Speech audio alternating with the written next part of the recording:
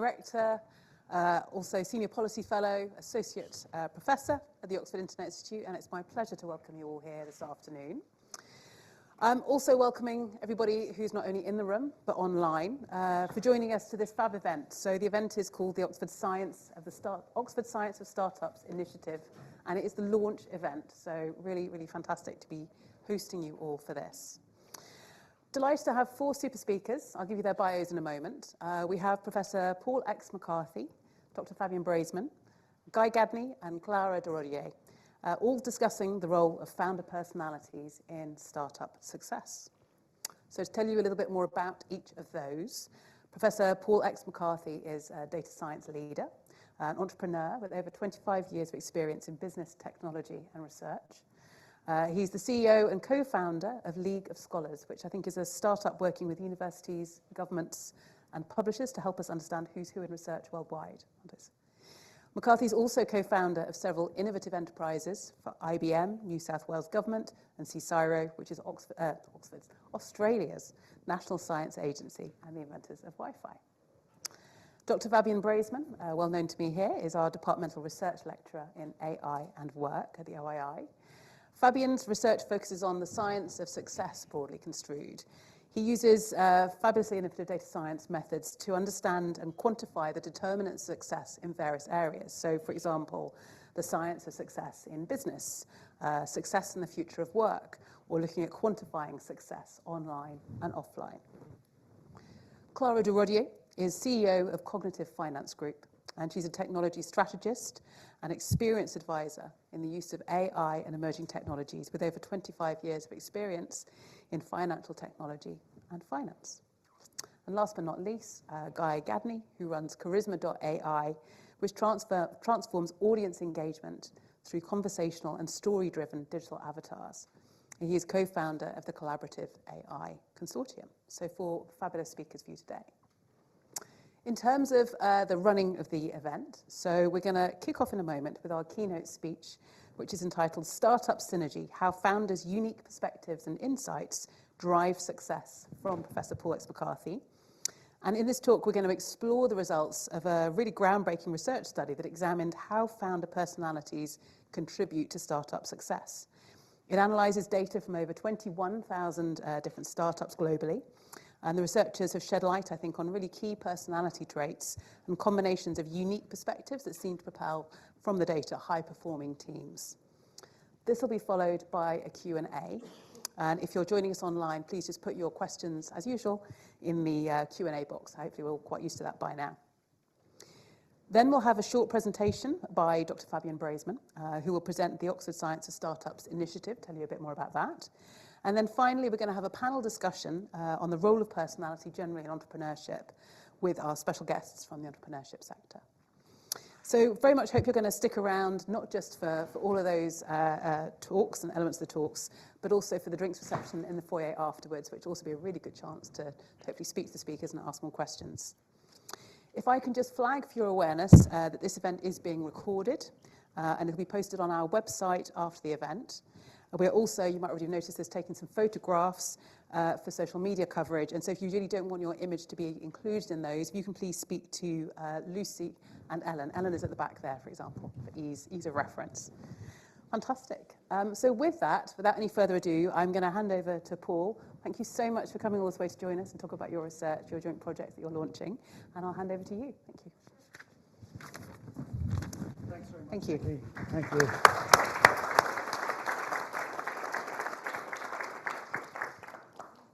Thanks for that warm welcome, and it's a real honour and privilege to be with you all here today at Oxford to talk about our research and this new initiative that we're launching. I was in a meeting this morning in London. Someone asked me what got me involved in this and what led to this sort of research that we're doing at the moment. And it's simply out of a love of startups. I've been involved in startups throughout my life.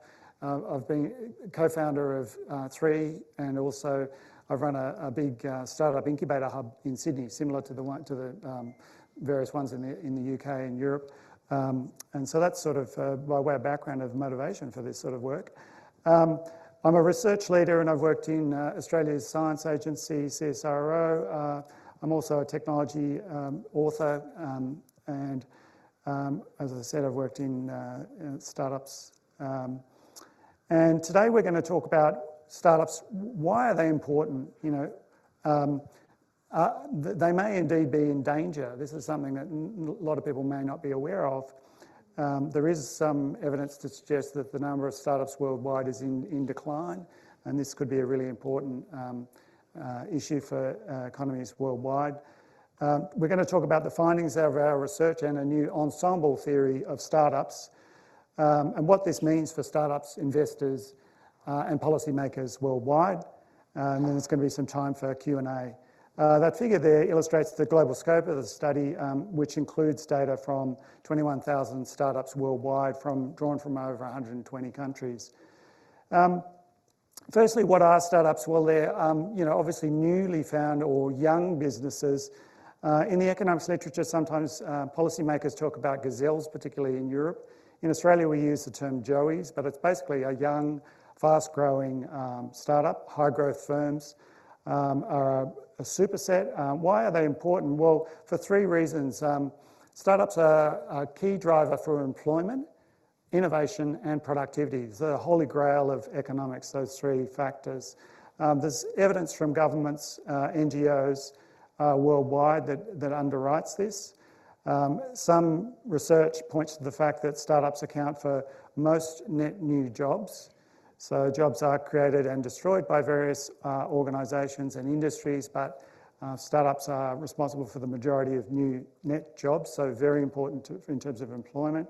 Innovation in terms of solving the world's biggest problems. I think some people tend to think they've got a bit of a bad rap, that they might be involved in building trivial products that may not change the world, in fact may be making it worse in some people's minds.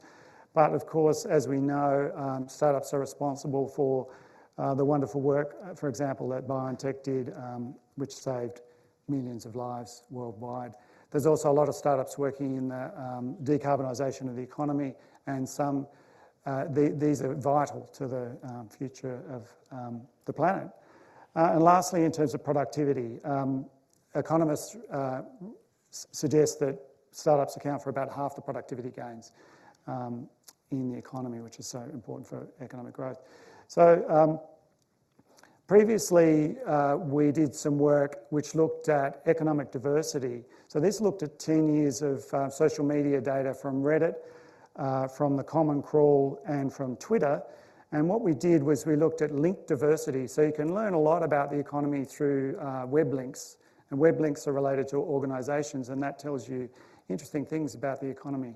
We looked at the diversity of the full web URLs to domains, and we found that over the long term, there's a long-term decline in economic diversity. In other words, a smaller number of organisations are commanding a larger share of the link love, as you might say. And this is consistent with a theory around this called, I call online gravity, which is as a result of increasing returns, and the fact that the economics have been changed by technology. I wrote a book about this a number of years ago called Online Gravity, which was published by Simon & Schuster here. And it basically shows that in all industries, in traditional industries, you get a birth of new companies, a proliferation of new companies. Like, for example, at the birth of the automobile industry, there was a proliferation of new companies. And then there's a consolidation around in an adolescence phase as the industry matures, and you end up with effectively a number of global players that are competitive with one another. In the online world, in the digital world, you get that same sort of explosion at the beginning. So for example, in search, then you get consolidation around a tournament match style event, like, for example, Alta Vista and Google. And then we know that the outcome is quite different. So there's not kind of like a dominant, there tends to be one dominant planet and a number of moons, hence the analogy with online gravity. We know this very well in Australia because, of course, Rupert Murdoch paid $500 million for MySpace, which was the largest social media company in the world at the time, and it didn't end up being the Pepsi of cyberspace. It ended up being something other than that. So who are we? What led to this research? Yeah, this is part of a broader plan around doing work in computational social science. This is our area. In the last decade, I think, social science is now starting to use evidence-based techniques. The Nobel Prize for Economics was won in what is part of this credibility revolution in using sort of a bottom-up approach and AI machine learning. We've seen in the decade prior that natural sciences had incredible advances. We learned, for example, that the universe's acceleration is expanding due to big data and the use of radio telescopes. And now we're getting to see some amazing new things around computational social science. You can see the growth in interest has doubled over the last decade. This is a paper, a piece I wrote, just a summary of some of the key papers in this space over the last decade. This one here with the map of the world, you can see it maps ecological diversity and latitude along with linguistic diversity, and it showed that the two are correlated. And in fact, Papua New Guinea is the most linguistically diverse country in the world, but it's also one of the ecologically most diverse, and the authors have a theory about that, but it's sort of a data-led paper. There's another paper here about the work of Google Books, who digitised the world's books over the last 400 years. This is the frequency of terms. These terms that are being looked at are actually the years. Turns out when you pick any particular year, for example, 1925, there's a lot of interest in the lead up. This is the frequency of the number of times that appears in all books published. In the lead up to 1925, then there's a lot of excitement, and then there's a decay, less interest in that. And you can, by looking at each year, year by year, the frequency, you can learn that collectively we're forgetting things faster because the decay curves are getting more steep. So these sort of insights just weren't possible without these kind of big data sets and computational social science. So our own big breakthrough about 5 years ago was working on this in this area of occupation and personality. So we built on work from Mikhail Kosinski at Stanford and others, who showed that you can infer with a great deal of accuracy people's personality traits using social media. So with small amounts of text for example, on Twitter, you can infer a person's personality dimensions with an accuracy of that equivalent to spousal assessments or similar to co-worker assessments. This study, we started by looking at computer scientists on GitHub, so who are very active on Twitter, and then we compared that to the world's most famous tennis players, also very active on Twitter. We call this the big 5 dot painting, and here you can see gold dots representing agreeableness for developers and gold dots here, and you can see the patterns are remarkably different amongst occupations, yet they're quite similar to each other. When we first saw these results, I thought there was a mistake. I couldn't believe the results because I thought there are stereotypes, but this is just unbelievable.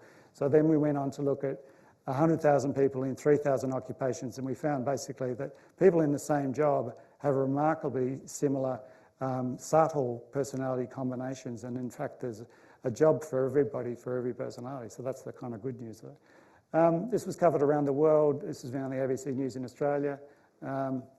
And so that's what led to this work now. And I guess we started by thinking about this issue. Founders are a particular type of occupation. Are they different? This work was published in October last year. It's already had 50,000 downloads worldwide. This is our research team. Some colleagues in Australia, Marion-Andrea Rizou at the University of Sydney, UTS, Elaine, who's here in the room, Peggy Kern, who's one of the leading positive psychologists worldwide. She's from the US originally, but based in Melbourne at the moment, and Fabian Stephanie as well. So we have this theory called the ensemble theory of startups. It's building on previous work. There's been quite a lot of research in the literature about startup success and what drives startup success and firm-level factors, looking at product features, market features, and we added to this idea of additionally founder features. So what we did was we first looked at, are founders really fundamentally different from employees? So we got a large group of successful founders and successful employees, and we found their personalities. We chose the employees in 112 different occupations, so a whole variety of occupations. And we found that using machine learning and the personalities of the two groups mixed up, we could distinguish the two with an accuracy of 88% on personality data alone. So it means that they are fundamentally different to successful employees. We found then also that they clustered. So as one of our distinguished research colleagues said, anything clusters, any data clusters. But there is a way of measuring the degree to which there are naturally occurring clusters, and there are naturally occurring clusters. These are the features between distinguishing employees and entrepreneurs on 30 dimensions of personality. And you can see here that one of the most distinguishing features is adventurousness in the facet of, in the big five of openness. Adventurousness, I should say here, is not surprisingly associated with risk-taking behaviour, but also it's really a preference for novelty. It's this idea of waking up in the morning and not wanting to do the same thing, again and again, whereas some people actually prefer routine. They like the mastery of something, and that's really like athletes. You need to be able to be willing to do the same thing again and again until you become world-class at it, whereas entrepreneurs, they've got a different sort of mindset, and that's what drives entrepreneur success. There are 10 features, personality features associated with, had large effect sizes associated with successful entrepreneurs. They include modesty, in other words, low modesty, high degree of confidence. Activity level means exuberance and a lot of energy. Emotional range anxiety, that's low anxiety, so people are quite emotionally stable. In moderation, it means they're not usually at the pub at Friday night, 11 o'clock. Sometimes maybe, but not usually, that sort of thing. So, and agreeableness, trust is an interesting one too. So that's not trustworthiness, that's trust in others. So I think that's really an interesting one because it's about this willingness to delegate and give authority to others. So these are some examples of some of these, people that you can see have got these traits. Richard Branson's famous. One of the things that it's easy to observe is entrepreneurs' interest in adventure sports. Branson's obviously famous, but Melanie Perkins, who's the co-founder of Australia's Canva, famously went kite surfing in Western Australia to meet with Bill Tye, the venture capital investor who invested in Canva, and they've subsequently been hugely successful. The complementarity of the team at BioNTech is there too. We found that there were 6 types of founders when you cluster them, so 6 different personality types. And we've labelled these with this acronym FOLD, which stands for fighter, operator, accomplisher, leader, engineer and developer. And they're kind of subtypes, more accurate subtypes of the well understood parable of the hipster, the hacker and the hustler. People will be familiar probably with those terms, and you can see that by looking at the traits that there are 2 types of hustlers or leaders. There's a leader and an accomplisher, 3 types of developers, and then there's this engineer or hipster, which is often in a startup can be the industry expert or the domain expert in that space, each with their own personality footprint. I won't go into the detail. People can consult the paper for more information, but here's a sense of the kind of characteristics and the distinctive features, personality features of each of those clusters. Accomplishers are really interesting for one particular reason, and that is they have this incredibly low level of anxiety and anger. So most of us, unfortunately, are beset with some small levels of anxiety and anger. Unfortunately, it seems to be part of our lot in life. But accomplishers seem to have incredibly, and they get things done. I think that they don't have these impediments that the rest of us, myself included, seem to have, in getting things done. Sometimes they're not CEOs, they can be CIOs and other sort of roles. And if you're lucky enough to have one of these in your team, it's a blessing, I'm sure. They're not always necessarily the most empathetic people, because I think my hypothesis is also that that's possibly because they don't suffer themselves. They can't necessarily see the suffering of others. But that's this incredible sort of person. We found also that there are different types of success. So in the paper we used this success measure called the Bonaventura test from the literature, which is it's a high bar. It's people who have either exited through an IPO or there's been some other major capital event. So they've either been acquired through a trade sale or they've bought another company, they've grown to a size where they've bought another company. So that's the success. But obviously you can have different types of success. You know, some companies are bootstrapped. They're funded through the success of the company itself and so on. So, and we did find that some founder types were associated with different types of outcomes. Here we can see on the Big Five scale the clear ranges of dimensions for those that were successful and not, and you can see the daylight between those that were successful and clearly illustrating personality is a key driver. We found also that diverse personality teams was really important in the really large end of fundraising, so that perhaps when you get to a certain scale, the personality diversity of the team is really important, understandably. And this is one of the key results. So one of the key results is not only does personality drive the success of the company, but the combination of personalities in the foundation team is an even bigger predictor. So certain combinations, 2 leaders and a developer, for example, are up to 12 times more likely to be successful. 2 developers and an operator, similarly, around 8 to 10 times. And an engineer, leader and developer, which is your classic hacker, hipster, hustler story, is again, as you can see, significantly more likely.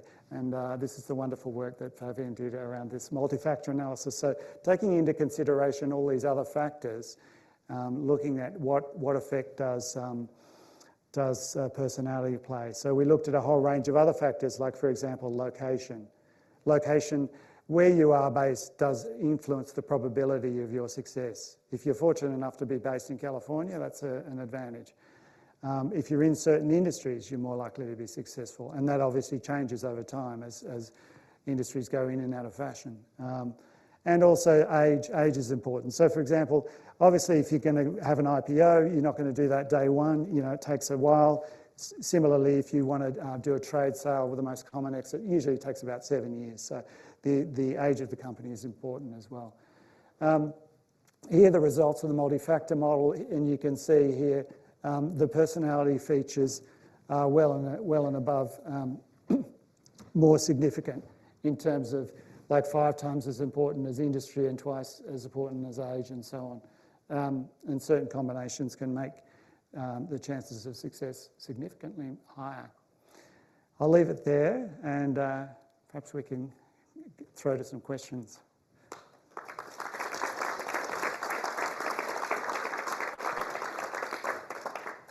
Yeah, thank you so much, Paul, for this great talk that you gave to us. So now in the next 50 minutes, we would have some time for question and answers here with the forum before we move on then with a bit of a introduction to what we are doing next, the follow-up research from all of this. So please, the floor is now all used for question and answers. Also from the audience online, which I will check in a minute. But audience online, yeah, cool. Yeah, not to pathologise anything here, but did you control for ADHD in any of these participants? No, it's a good question. It's a really good question. We had a question in Germany recently. I understand there's a fund that's specifically looking at neurodiverse type companies, and yeah, there's someone who's asked us about this before, but this is a really interesting question. Yeah, it's follow-up research. Yeah. Mm. So when do you anticipate that angel investors and venture capital investors will start giving personality quizzes and tests to entrepreneurs instead of looking at business plans? Yeah, well, my sense is there's three types of VC sort of theses, if you like, already. And it seems that, well, I know in Australia, unfortunately, I feel like there's three types. One is the better mousetrap. They want to see the killer product. And the other is prefers a market-based approach, and they're more interested in investing in a portfolio of things as long as it's the a la mode, whatever the flavour of the day is. At the moment, it's AI or it's whatever and then all boats rise on that tide, and that's sort of like the financial markets approach too. And then the third approach is you do invest in the team, and I think that the more mature firms, at least my understanding of the more mature firms in Australia and in the US, increasingly or already taking that road. They're not necessarily getting people to do personality tests, but they're looking at what is the team, because I think that people recognise that, you know, the product may not work, the market may change, all of these things are almost certain. What you've got left is the team, and the team can pivot, you know, this idea of pivoting, obviously. And Twitter, for all its good and bad, it has been hugely successful in its day, and it was a throwaway idea. It was the last idea, I think. My understanding is that the team looked at each other because they had some other ideas which didn't work. They said, why don't we do that thing with the microblogging? Like, oh yeah, pull it out of the drawer quick. They're running it on the last runway, and then they launched it at South by Southwest, and you know, it was quite successful. So I think there's lots of other examples there where people have kind of pivoted with the team, or also serial teams that have done multiple things, you know, and I think that's why often venture capitalists are interested in founders' backstories and other histories and how they've kind of engaged with other. So kind of related to that, have you seen anything involving how founder personalities might change over time? Because someone who just starts out might be a certain way, but then they're going to change as time goes on. Yeah, this is a really good question. So personality change is a broad topic in psychology. The literature at the moment largely says that it's stable in adulthood, basically, that personality doesn't change, and that through all sorts of life experiences, both good and bad, people come back to a similar baseline that they started at, which is revealed in their temperament from about 3.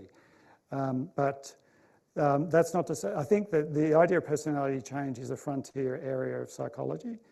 So the short answer is people don't change that much radically, and they're unlikely to probably, you know. I think so I guess one of the follow-on questions about that is, what can you do about that? And I think that the key thing is really understanding who you are as a founder and then making the most of that. So I think there is opportunities. One of the things we're exploring is how do people understand more about themselves, and how could they fit into a team or allocate roles and responsibilities to suit them. So did you look at all at how desirable founder or successful founder personalities might be changing over time in response to the economic and industry environments? And would you consider your research to be lagging indicators or leading indicators? Yeah, that's a really good question too. So is there a temporal nature? So we did take, it's basically the last 20 years of data. It's basically all the startups in the West, you know, so it's a Crunchbase data set. That's the source of the data. So it is atemporal, and I think this is a really good question. We've got another project called CEO of the Hour. We're exploring the idea of personalities in leadership teams in the C-suite. And I think particularly in executive roles, my hypothesis is that there are different types of roles for different times and different stages of the company. I mean, we can see that also in the need for kind of personality diverse teams as companies get really big, and the fundraising, so beyond the kind of unicorn sort of phase. And you can sort of see that you can probably get away with being a certain way for a period, but once you get to a certain scale, and also if you want to have a sustainable enterprise too, I think that's another thing. You know, like there's one thing to build a company over a decade and then sell it with a single product, which is really laser focused, solves an industry problem, and then you can exit. There's another thing to build a kind of multi-generational company that pivots through all sorts of technology change. And I mean, I think that being on the C-suite or board of a long-term company is a different proposition, yeah.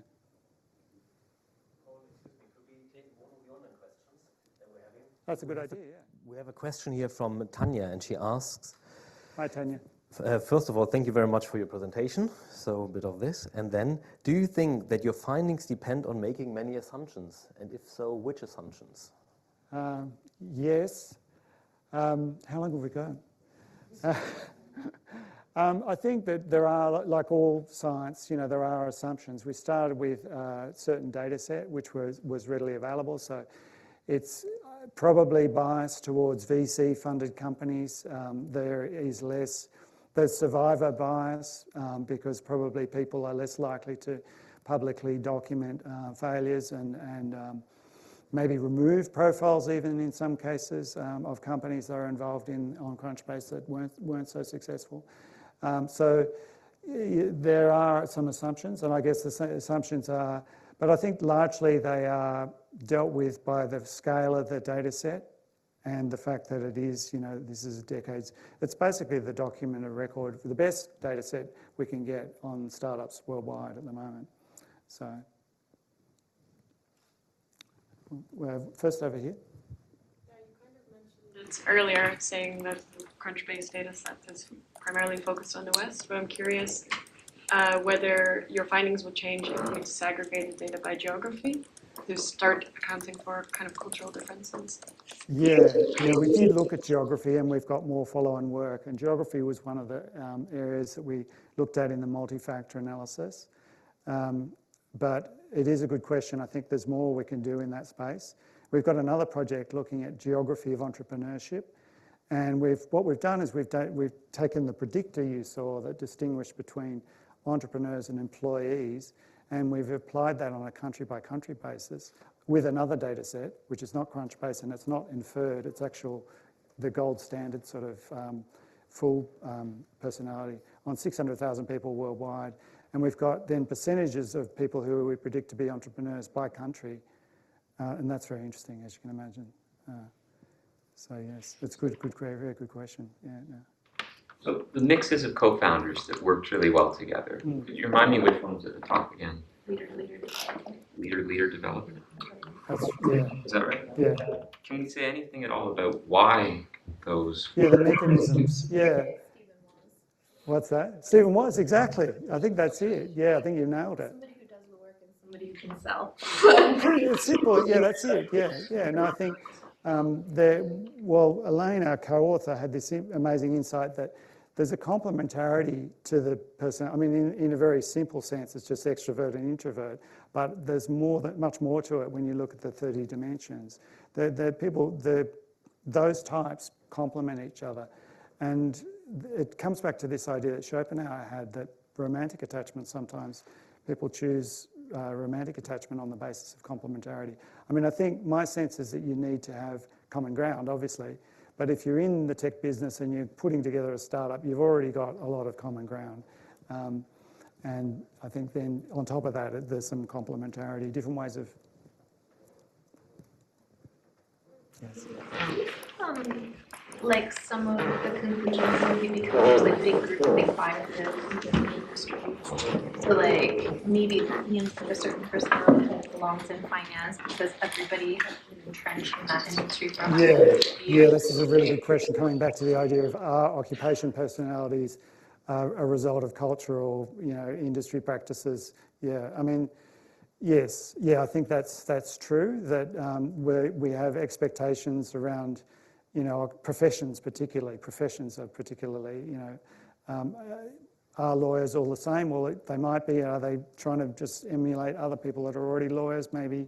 But also like a gatekeeper sort of idea. Right. Like people who are in finance want to hire people who are like them. Well, absolutely. Yeah, you see that sort of mirror hiring, absolutely. And I think that there's a great deal of wisdom when you see the reverse of that, when people hire through diversity. I mean, I've seen in the tech sector people that hire. Sometimes I've been in the lift, in a tech firm, and I see a new employee. I'm going, is that the boss, or is that the person they just hired? It's kind of like, some people do hire people that are, very similar themselves. I'd like to follow up, because that's a really good question. So less perhaps about the research and more about the messages you then take from it. I think there was a slide earlier where you suggested you might be able to match people on the basis of their personality traits to certain types of job. But the question you just asked suggests that we should be wary of doing that, because actually those personality traits need not necessarily be based on how good they are in those jobs, more the traits of the people already in those industries already there. I wonder, should we be a bit careful about making that step? I think so. We need to just think and understand more about the mechanisms, I think. Some of the things you can see, for example, scientists are disagreeable. So they like an argument, and so do tech people. And I think that's part of the business of being in science is you're willing to take up the fight. A lot of experts, especially doctors, medical doctors, are disagreeable. Scientists are altruistically disagreeable. agreeable though, which is different than like just straight up disagreeable, right? Well, yes, yeah, I think that there is a purpose to it, and it's a challenging mindset. You know, I think that conversely, you know, athletes are often quite good dinner party guests, from what I can tell. Dinner party guests, you know, like tennis players are very agreeable, and I think that's a willingness to take direction from others too, which, you know, some people in the professions less so. Paul, could I just take another online question that we have here? Yeah, please. I'll come back to you. Just a comment. Absolutely good point that you just mentioned. So we're going to talk about this a little bit more in the follow-up research and how we hopefully be able to address this and not just reflecting what is in the data already. But coming to the question, clarification by Ellen, she asked again about the definition of employee with entrepreneur, which you showed us in the great comparison in the predictive model, whether you could say a word again about where these data sets coming from, employee with entrepreneur. Yes, okay, so in our classifier where we looked at distinguishing employees and entrepreneurs, successful entrepreneurs, we took data from the previous study that we did on employees, and we chose, it's very hard to find a data set of, a contrafactual data set of people who are not entrepreneurs or not founders. So what we did is we looked at LinkedIn and we looked at 1,000 different occupational titles, and we looked at co-occurrence with the word founder or co-founder, and some occupations are just less likely, you're very unlikely to be a founder or co-founder. A lot of these, and they vary in skill level too, there's a whole range, so across a whole variety of industries. So we took 112 of these occupations, which we called low entrepreneurial index occupations, everything from professions to various types of trades and all sorts of roles. So they're basically roles that you could be a founder, but it's probably unlikely, and that's our contrafactual study. And then the founders were people that had raised a significant amount of money and were clearly founders or co-founders. Oh, sorry, I think there was a couple over here first. I'll come back to you. Right, thank you. I'm just wondering, so if, you know, these personality traits or these combinations of teams with certain personalities are a predictor of startup success, I was wondering how much of the that success is explained by these personalities compared to, for example, the socioeconomic status or something of, you know, the parents of these persons or their education or all these other. I hear what you're saying. Yeah, other factors, a network. Well, it's significant. I mean, I think in the multi-factor analysis, we can get a sense of scale because we can look at it. We can look at these other factors. As far as we can tell, it's the key driver of success. So there have been other studies that have looked at those questions about network, how networked the company is, and I think that's another key factor. But from what we can see from this study, that personality is the key driver. Just one over the back and then back over to you. Yeah, my question is, do you use any kind of quantitative methods to understand personalities, like QEEG brain scans or fMRIs to understand this leadership got this sort of brainwaves activities? Yeah. No, that's a good question. So the question was, are we using fMRI or any other kind of neuroscience type thing to explore the neuroscience side of this? Answer is no. But that's another area of research, follow-up research. Yeah. Over here, we'll come back to you. Yeah. You mentioned at the beginning of your slides that startups are in jeopardy and on decline, but you also are mostly looking at startups that have raised over $100,000, or I don't know which currency, in venture capital funding. Have you looked at other startup founders who have bootstrapped, avoided venture capital, aimed directly for profitability, what kind of differences their founder types might be, and maybe if there's a decrease in VC funding right now with this economic shift, if there's an uptick in those kinds of startups and how that might change? Yeah, this is a good question. So non-VC funded startups, represented in the sample. I can speak with some authority in Australia, given that we didn't really have much of a global VC scene until the last decade. Most of Australia's successful startups are bootstrapped or have been self-funded. Atlassian was founded on credit cards, and so it's. And I think that the story is still the same. It's about ingenuity and adventurousness, and whether or not you're raising capital or that accelerates that growth. But I think that the bootstrap story is similar too. Yeah. in the back. I don't want to ruin the conversation, but I think we that's should good. I'm maybe glad have you maybe the last question. All right, well, and then we can take some more afterwards, yeah. Founding teams grow into their roles. So after sort of sorting themselves, they become, maybe the CEO becomes a leader and like the CTO becomes a developer. But do you know if they start off as this or it just naturally grows? This is a really good question. Some people in the startup community don't like the idea of the C-suite titles because, you know, they're kind of a bit absurd perhaps when there's only 3 of you. But yeah, I think that's a really good question because it seems that the roles at the very beginning are very fluid and there's a lot of jobs to do and there's a lot of different ways that you can allocate responsibility. So I think thinking about things, you know, when there's 2 or 3 people in the company is differently. And I know from my own experience, for example, my co-founder in my first startup, he was nominally the CTO, but he was also head of customer service. You know, he used to write all the responses to the emails to the customers directly, and there was a lot of work involved in that in financial services because he was good at it, and he just sort of took up that role. You just you know, like someone's got to do it. So, and I did all the PR, which is, you know, I guess that's more aligned to my role as CEO. But you know, there's a lot of jobs to go around, especially at the beginning, and all these functions need to find a home. And yeah, so. Thank you so much, Paul. Let's give another round of applause for Paul for the great keynote.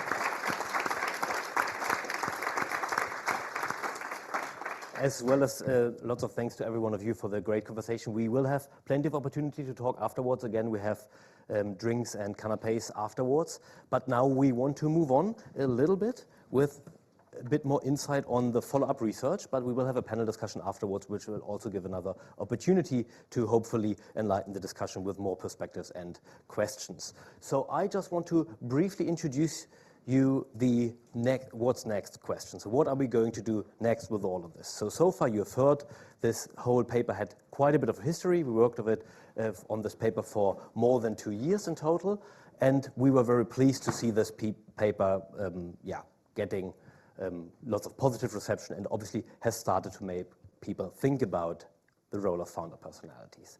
And in order to work on this more, in order to investigate the many questions that have been brought up by the few answers we delivered with this paper, we started the Oxford Science of Startups initiative that I want to present to you right here.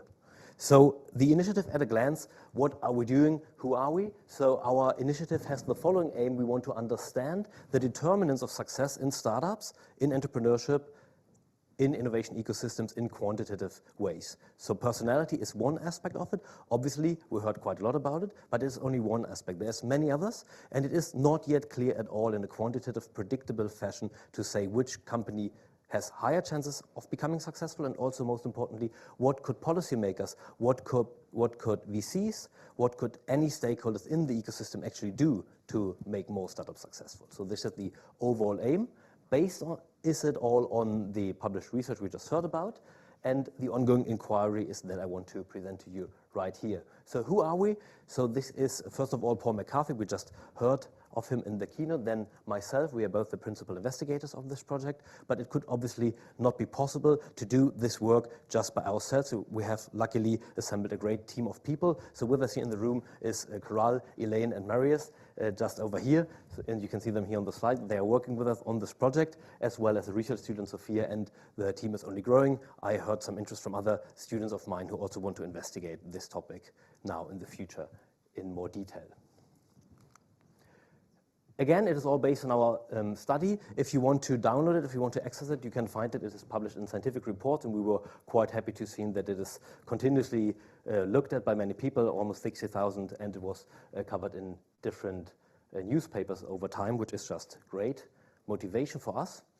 And to wrap it all up, so the 3 main answers we found, which only led to more questions, is obviously we found these 6 different types of founder personalities we just heard about.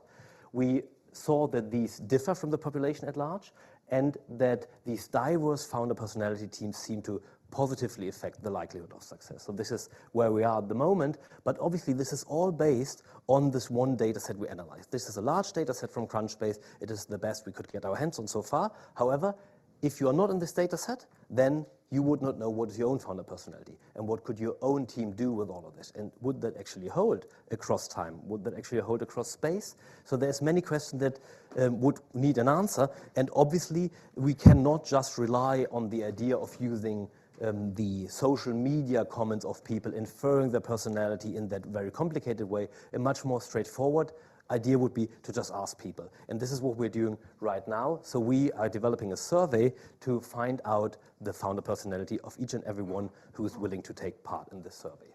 So this is the 3 overall research projects that we're working on at the moment. One is the survey. I'm going to show it to you in 1 minute.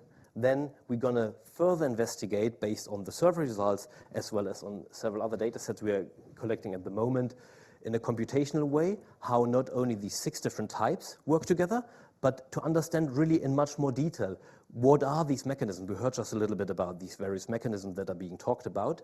That is it the adventurousness? Is it the search for novelty? And how actually do, for example, if we had this dream team, supposedly 2 leaders and 1 developer, why is it that it is these 2 types of people? Because currently, obviously, it is just a very coarse-grained measure with 6 different types. Obviously, everyone is different. We have 30 different personality facets, and you can score differently on those. So this is the second pillar. And the third one is we want to understand how all of this plays a role in the realm of investment. So in how far is it that VCs potentially search for certain personality types? How are they maybe driven by certain biases or by homophily, that is maybe investors looking for personality type that are similar to their own personality? And how does all of this potentially affect the financing, which obviously plays a big role in making startup companies successful? So enough of all this theory. Now you might ask yourself, now that you heard personality plays a role in starting a company, what is your own founder personality? And I invite you now all, if you want to, take a look, get your smartphone out, scan this QR code, and answer this tiny little quiz. It is 3 to 15 questions, depending on what you answer in the first couple of questions. You will be guided towards your personality, either in a quicker way, or you might need to answer a few more questions. And you really serve here, I want to say very honestly, as guinea pigs for our research, because this is only the very first alpha version of this survey. So we hope to build on the feedback we are gathering at the moment, developing this survey further, and hopefully then provide a tool that will actually help startup companies to find the best team members and to understand how their personalities work together. So please take some time. Yeah.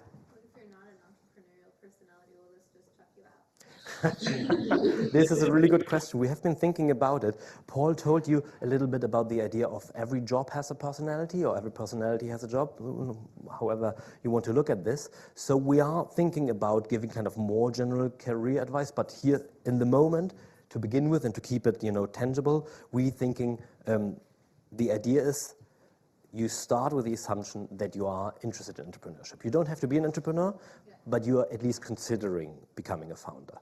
So this is why it would assign you in the end to one of these types. To say this already now, obviously this is very coarse-grained, just to say you're this person or that person, and obviously everyone is somewhere in between, so we will work on improving this to make it like a probabilistic assessment, whatever, 60% fighter, 30% accomplisher, and so on. It's just like, it's interesting because Wozniak would have worked at HP for the rest of his life as an employee if he didn't have Steve Jobs using his brain to create Hubble. So I actually think everybody could be one of those. Personally, that would be my interest. It's just like whether you get the push to enter it, but just thinking about it. Yes, absolutely. So this is one of the aims. We would hopefully want to bring some more attention to the idea, hey, have you ever considered starting your own company? Have you ever thought about what kind of personality you would be in order to start your own company potentially? And if so, what kind of processes do you like to work on? So there is already a little bit of information which you saw on the slides already in the tool, hopefully, if you are able to click through it. And I want to say sorry again if there are any bugs in there. Again, it could be, just the very first version, so might be that you cannot find a back button, these kind of things. So hopefully this will open the mindset of people interested in entrepreneurship. Okay, what kind of processes do I like? And also getting more empathy maybe for other kind of types of personalities that could make a good team. So you have gone through the tool. Any questions about this? So far happy? Surprised about your personality? Tool, not engineer. Yeah.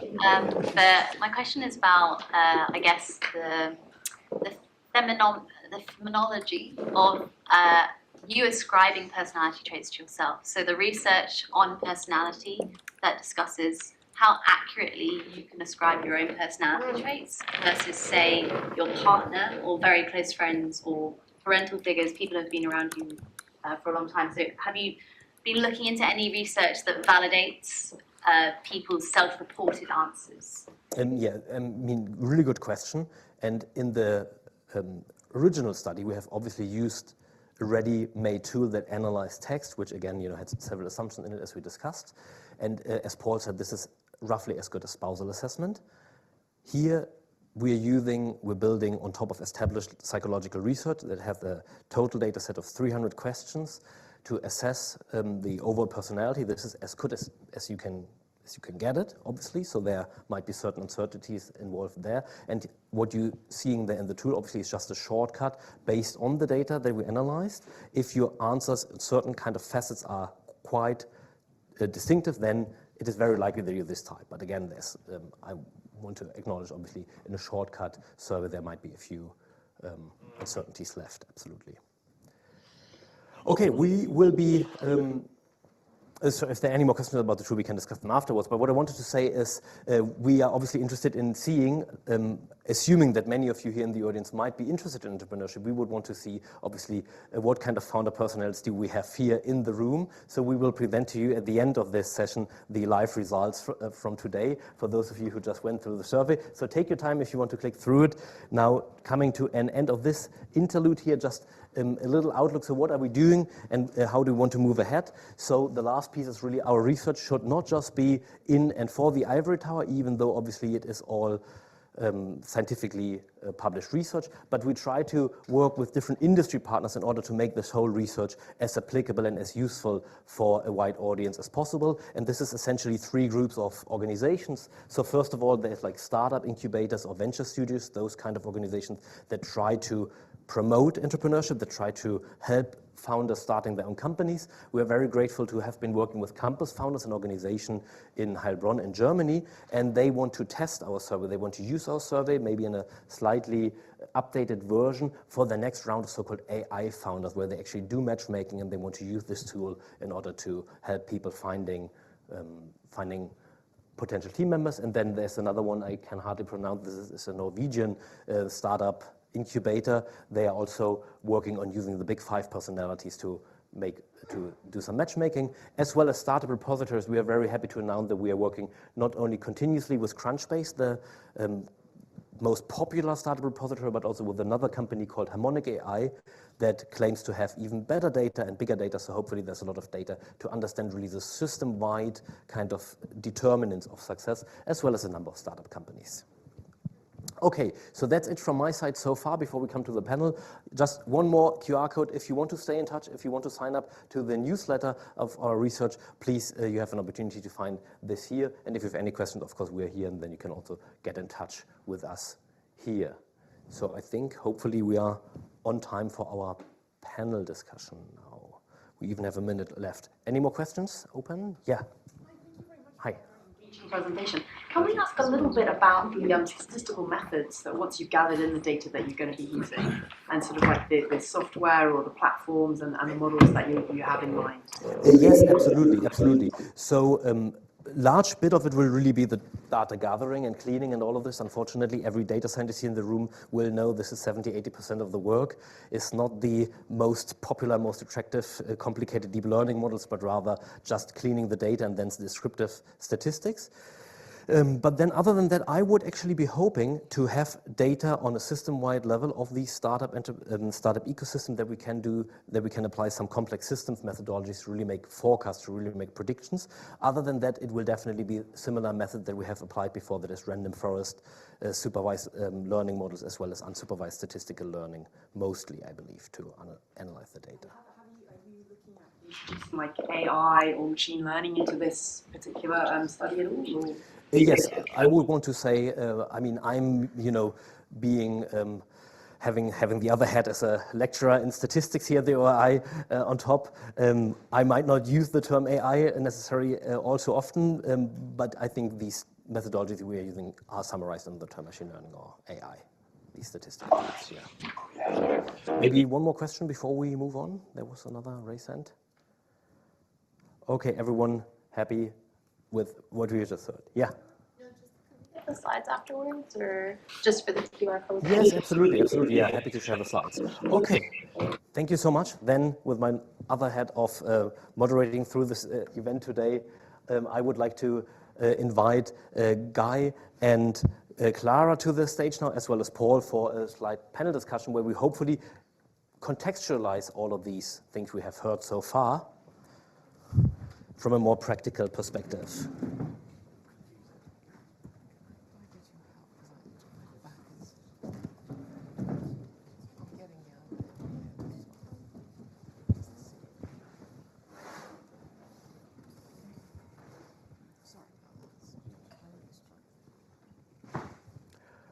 Okay, so coming to the last element of today's session before we have the obviously well-deserved drinks reception afterwards is a slight panel discussion. So thank you very much, Clara and Guy, for having joined the panel and for Paul having been with us for the keynote. So just a little bit of introduction. So we have with us Clara Durodié. She is a technology specialist and advisor in AI and technology. She has more than 25 years of experience in finance and fintech, and she's the CEO and founder of the Cognitive Finance Group, speaker and author in the realm of fintech and AI. So she can definitely tell us some of her own perspectives around foundation and of companies as well as personality. And we have Guy here with us, Guy Gadney. He's co-founder and CEO of Charisma AI, a digital avatar company in the entertainment industry producing digital avatars for VR mobile web applications as well as movies.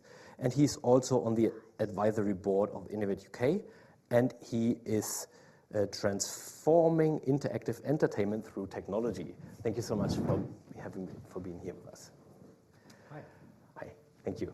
So we prepared a few questions that we hopefully can ask you related to your own experiences. So maybe to start off with, Clara, what do you think about the role of personality in founding a company or leading a company with a particular perspective related to fintech? Do you think that all of these things hold, or is it more same kind of personalities in your area? Paul, you must have seen a big smile on my face when you had that that slide talking about how adventureness is a characteristic of entrepreneurs, and I couldn't identify myself more than that. And how I've always been an entrepreneur. I mean, literally, I must have been 16. 14 maybe, trying to, imagine the business that I can build when I'll be, of age. But the spirit of being the adventurous spirit and the ability to trust others, which was another finding, in order to be able to delegate, not to trust, anybody, but just to trust your team to take tasks and deliver. I think I very much identify myself with that. I have, since I left financial services and I moved into setting up my own business, I started working with a lot of startups, trying to help them either with advice or with funding or simply just get them off the ground through helping founders find their own core. And what I found is that when someone asked this very good question, if personality changes as the company grows and they manage to raise more money, and my sort of not as scientific as yours, but just the group I engage with, significantly large for one person, I could say that the personality changes. And just to put it rather sort of right there, if you don't, this is my findings, okay? So I'm not as scientific as you are, but my finding is that if there is no strong moral compass and grounding for one person, that person will be eventually derailed by success. And as an investor, because I do invest as an angel, and I also help other VCs to syndicate money, or just when I work with them, we find the same thing. And I specifically drill into the moral compass of every single founder. And if I struggle to see it, I know it's going to be, that person can be the next Bill Gates, but if it doesn't have the moral compass, what I've seen over time is that they tend to cut corners, whether they develop the project, a model, or, they cut corners with investors, cut corners like with shareholders. It becomes a bit more uncomfortable over time. So that's one thing which I have noticed in terms of personality changes. Can I just pick up on that? Please do. Run with it, because I think that's so important. And I reflected. I love that question, by the way, as well. And similarly, because funny enough, I was about to ask it. And from my own journey, I think it's come on two sides. One, what has happened to me as a personality because of the choices I've made in the companies, and the scars I've got, and the failures I've had, and the successes. So almost like those were circumstances that took place to me. But also, Paul and I met. We were on the board of the Interactive Media Association in Australia, which why we know each other. This going back. And when I came back to the UK 6 years ago, I then decided to want to get that personality checked. And through a series of fortunate events, I met this emotional coach who I went to see for about 2 years. And that was sort of me wanting to check, the compass of the personality. Am I okay? Am I doing this right? And I needed someone sort of professional to check in on that. And similarly with the moral compass, I'd share an anecdote, which when I set up Charisma, which is now 7 years ago, which is like, oh, good, coming into that space. But is also a very dangerous period, by the way. There are a number of things happens at 7 years old, which we can talk about later. But I remember pitching to an investor very early on. And by the way, we've had $500,000 investment. I don't mind talking about it. It was back in 2019. That's it. For an AI company, that's absurd. That's so small. Otherwise, we've bootstrapped it because of our moral compass. But I remember pitching to this guy, and back in 2017, we were writing a paper on unconscious bias in AI data sets, because I thought it was important that we had sort of thought bias is, wow, no one's really looking at it. So we commissioned this report. Anyway, this guy in the pitch said, oh, I think that's a bit of a distraction. We're like, wow. This was one of the guys, by the way, who was behind the original Alexa. And fundamentally, my moral compass alert went red off the scale. And we're like, okay, we walked away very quickly from that meeting, both of us, because we reckoned he was a bit of a dick. So it's like, no. And because the other thing, by the way, about investors is it's more of a commitment than a marriage, full stop, actually, because you can't really get divorced. They're in, and so the removal of that is super complicated. But it's a hell of a journey, yeah. And you've got to be the complexity around personality types is fascinating. Can I just jump on with one thing? So, based on the moral compass and how the personality traits reflect in everything a founder does, the way they hire, the way they fire, the way they lead, the way they grow the company, the way they engage with investors, the way they make choices and take decisions regarding resource allocation. And this is a very important one. Deep sigh here. Yeah. Me too. So I came to appreciate that the quality of one's character is reflected in the quality, and not the quality, scientific quality, but the moral quality of algorithms and AI solutions that they create. So I'll give you an example. We did some work with a company that they were just building this credit rating tool.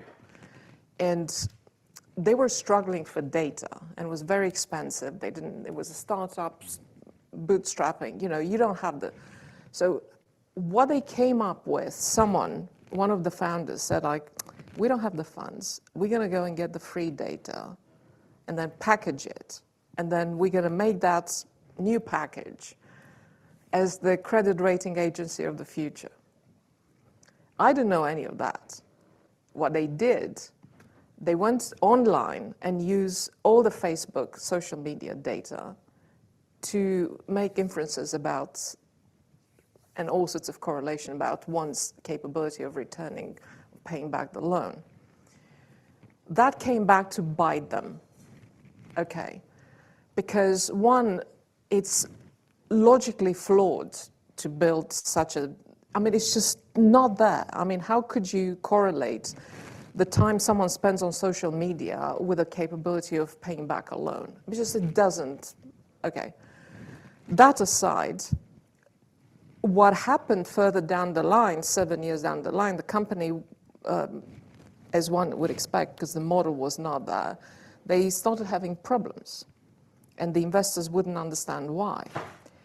And that one instance, which I'm sharing with you today, made me come to the conclusion, which I blurted on a stage in 2017, algorithms have parents. The more, just like I'm a parent of one, and when he was little, I can see the values, my behavior, and everything I do in him.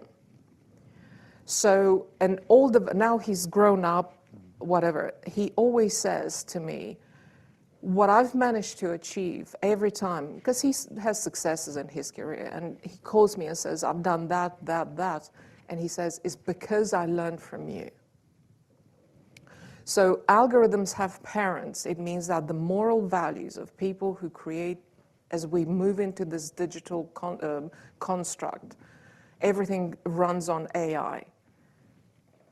What I'm interested when I invest in a company, when I look at stats like that, I'm interested in the moral values of the founders, because I will find those moral values in how algorithms are designed and how people eventually will be affected by those algorithms, whether it's through credit rating, whether they get the mortgage or not, whether they get the car or not, or whether they, I don't know, there's so many applications. I'm not going to even get into that, but you get my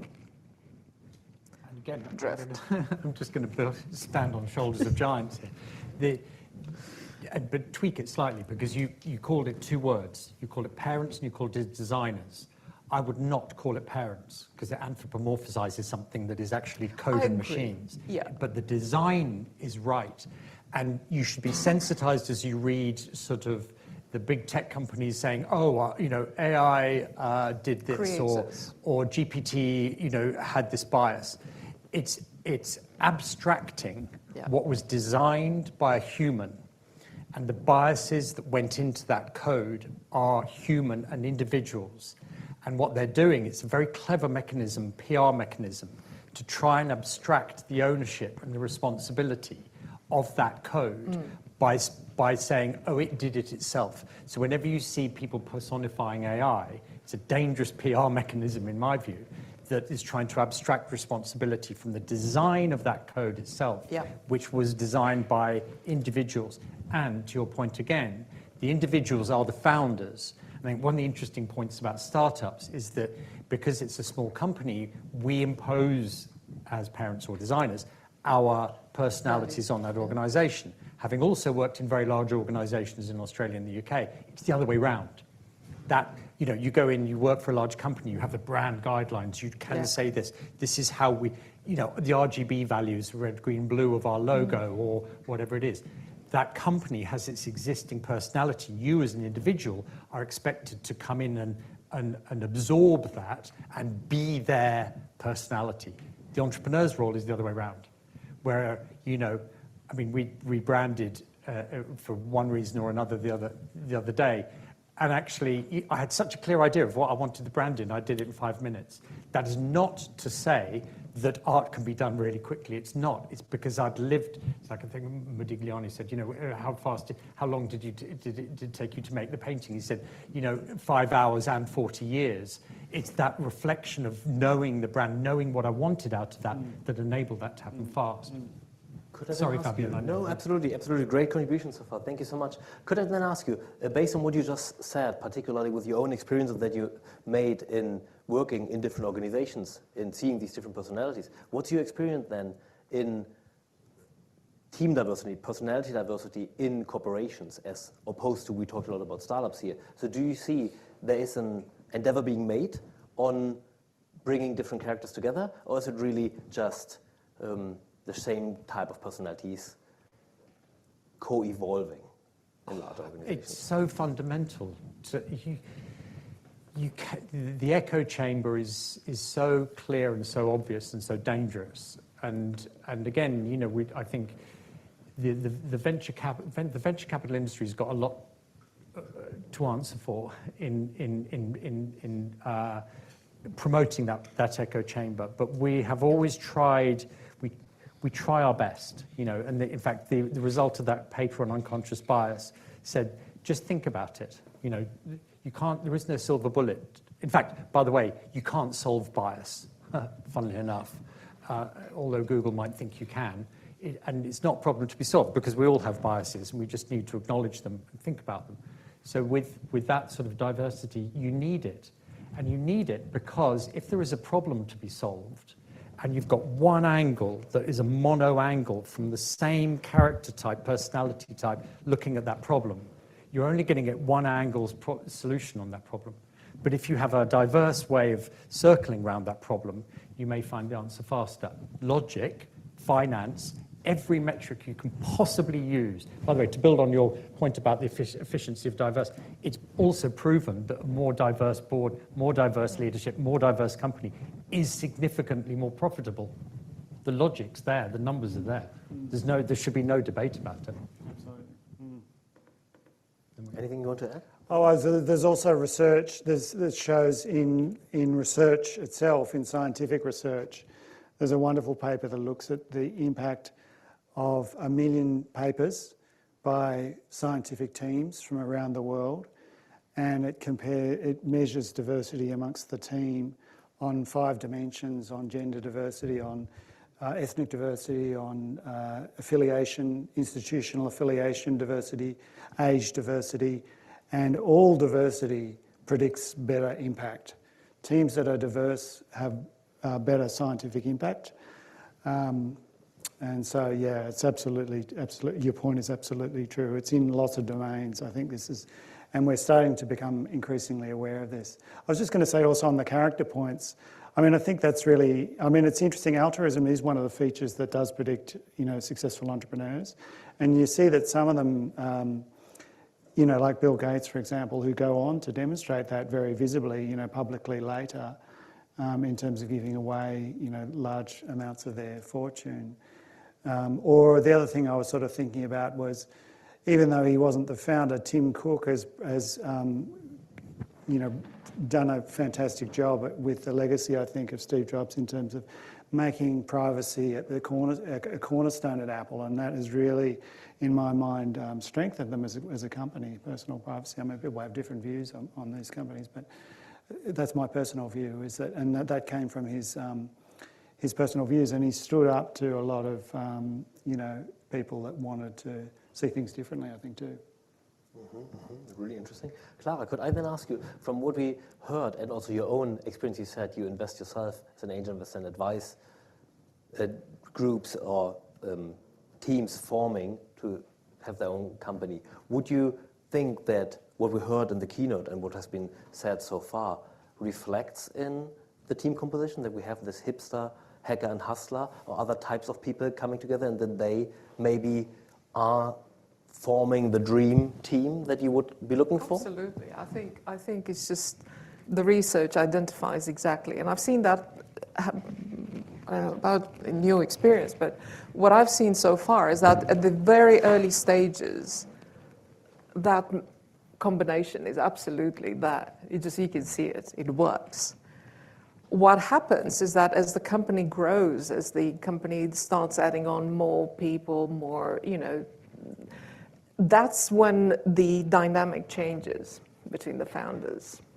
And it's very important to see, at least as an investor, I always look at their dynamic in isolation, whoever the founders are, and how they solve problems or have a history of solving problems like financial problems, leadership, ego-driven decisions, and if at all, who's got something to say in that regard, right? But what I've seen is that the bigger the company grows, if that core mesh doesn't hold, then over time they can just digress and have issues, and but also the chap who assumes the leadership role as the CEO, the leader of the company, whether he has the bandwidth as a person internally to be able to grow from the CEO of a 10-people startup all the way to the CEO of post-IPO. And the best example I find is actually, because I have followed him over the years, is the CEO of Airbnb. He's in my view, the prototype, the sort of the blueprint you can see to identify a founder who has that kind of, adventureness, ability to think outside of the box, to find solution, he's also a designer. And I always look into whether founders love art, because to me it's always an indication of their creative ability to find solutions, right? So he's trained as a designer. He looks at problems to solve them, not as obstacles to overcome. And then you see him growing with a company and taking the company through a very difficult IPO during the pandemic in 2020. I find him, he's a very versatile individual, and I put that on the fact that he's a designer by training, and he's always loved arts. And that's something, to me, it's always an indication of one's capability to grow and be innovative as the company grows. Would be interesting then to see whether he's also a designer according to our personality. Well, they're prototypical, actually. There's three founders, Chesky being one of them, and they are complementary.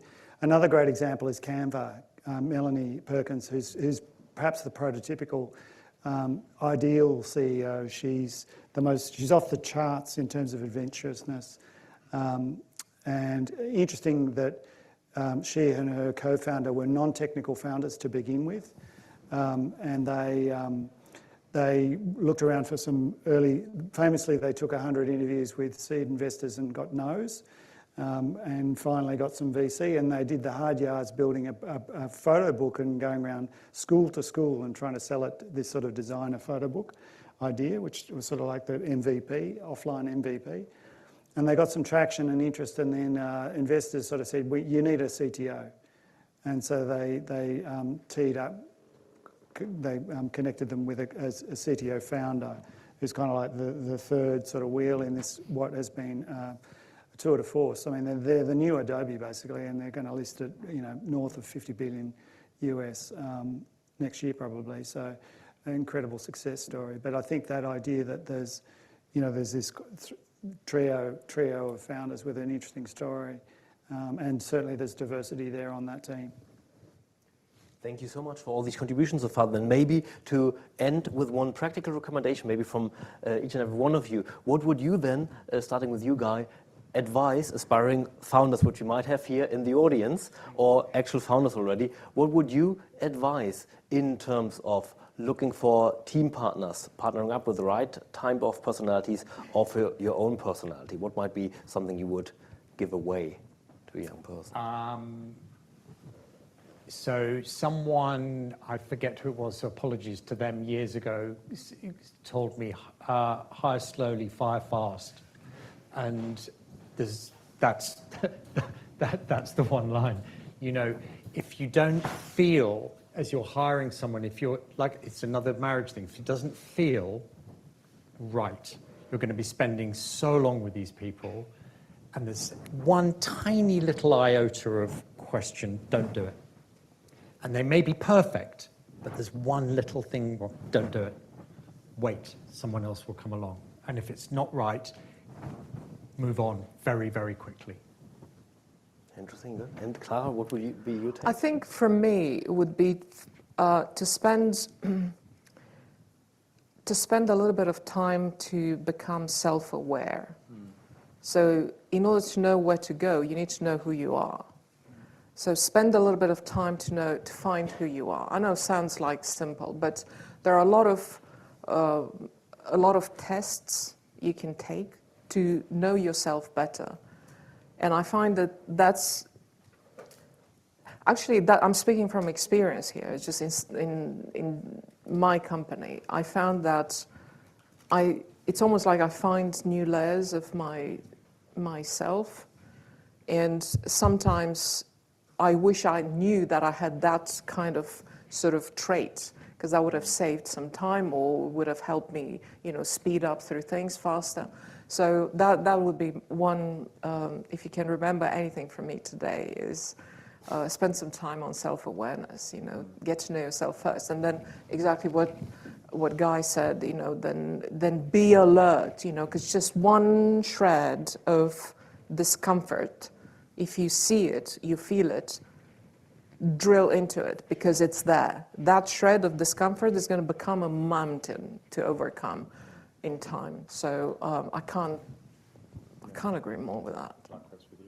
So we're both in so much agreement here. Just like, so maybe you can start your own company. Yeah. Afterwards. That's a good idea. Can I just add one Yeah, to of this, course. Which is that often people think of startups as being the risky option. And when I was starting up, I had to do a side hustle and I was working for a large company that's anonymous. And I'd go in every day and I'd see all the people who were there in their full-time jobs, and they'd get in, they'd put their pencils and they'd line everything up. And then suddenly this wave of redundancies went through. And it made me realize that the big company job was no more stable, in fact, possibly less stable, because what we have through Better for Worse is resilience. And what is not taught in large companies is resilience. So actually, there's no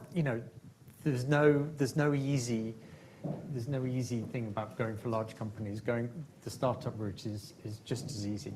Really good advice, just really as hard. interesting, yeah. Can I just say something on, because it's really important. If you, the resilience piece is so important. We had instances when, we would look at bringing in people from full-time employment, like career corporates. And on one hand, they would go like, whoa, it's so exciting. Everything is just moving fast, just this and that. And then they would just hold back, and you can see them freeze. And the reason for which they froze, we had to just drill into it and find it. They felt uneasy without the corporate scaffolding behind them.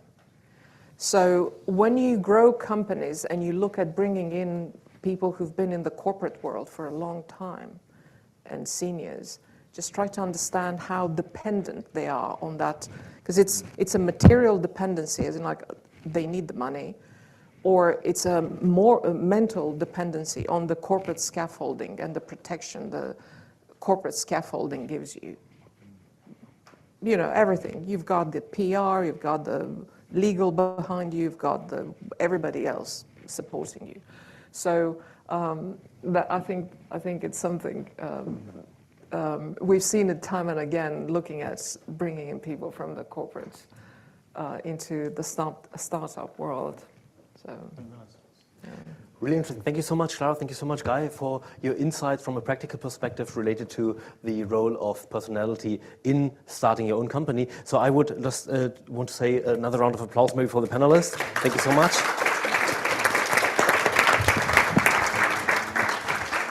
as well as obviously for everyone here in the room. So we are now coming to the end of this session for today. We will have another opportunity, obviously, for more questions and discussions in the drinks and canapé reception afterwards. But just one look into our results here. So we are obviously also now really curious to see what is the founder personality distribution here in the room. So we have live results here, as we can see. And this is quite surprising. So we have few accomplishers, few operators, few fighters. A number of developers. The second biggest group is engineers, and the biggest type here by far is leaders. So everyone wants to be a leader of their own company, maybe. So you did very well, absolutely. I want to say you couldn't cheat because you could obviously not know exactly which question would lead to which result. But insofar I can say, Paul, this is, I think, quite true. This distribution looks very different from the one we saw with the Crunchbase founders, didn't we? Yeah, this is not like in the wild, so to speak. So I would suggest there's an over-representative number of CEO types in this audience. So that's fabulous. Good on you. Go out and start those companies if you haven't already.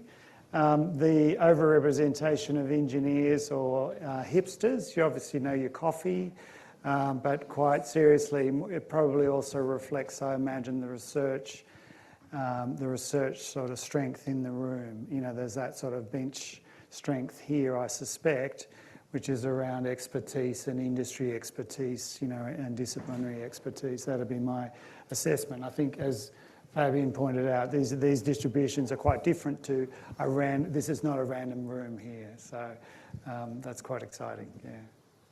Yeah, so plenty of things then to talk about if you are interested in your own company and foundation of it. So you definitely will need to find the few fighters and operators to make the perfect team with, so that you're not just having CEOs in the room. So with this, I would want to thank you all again for your attention and looking so much forward to continuing the conversation then over drinks just upstairs. Thank you so much.